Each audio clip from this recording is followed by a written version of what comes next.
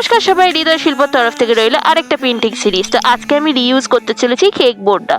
তো এই কেক বোর্ডটা আমি পেয়েছিলাম আমার জন্মদিনে, তো মানে কেক খাওয়ার পরে পড়েছিল এই কেক বোর্ডটা। তো চলো এটাকে রিইউজ করে ফেলি, জানোই তো আমি প্রিজার্ভ করতে ভালোবাসি।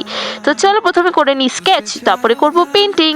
তো স্কেচ করতে প্রথমে আজকে আমার মাথায় এলো যে সামনেই তো রথযাত্রা আর গেলই স্নান যাত্রা, তো তাই জন্য চলো স্কেচ করে ফেলি। তো স্কেচ আমার রেডি, আর রং করার জন্য আমি নিয়ে ফেলছি ক্যামেল অ্যাক্রিলিক পেইন্ট, যেটা আমার সবার ফেভারিট, তো তোমরা জানো সেটা। তো যেরকম বললাম যে পেইন্টস বোর্ডটা পড়েই ছিল, তো সেই জন্য এটাকে রিউজ করলাম, বেকার পড়ে রয়েছে তো সেই জন্য করে ফেললাম জগন্নাথ বলরাম সুভদ্রাকে পেইন্ট।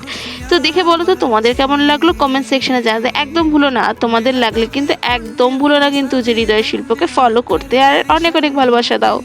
তো দেখো তো ফাইনাল লুকটা। চেষ্টা তো করেছিলাম একটা রিলে সব ধরতে, কিন্তু হলো না।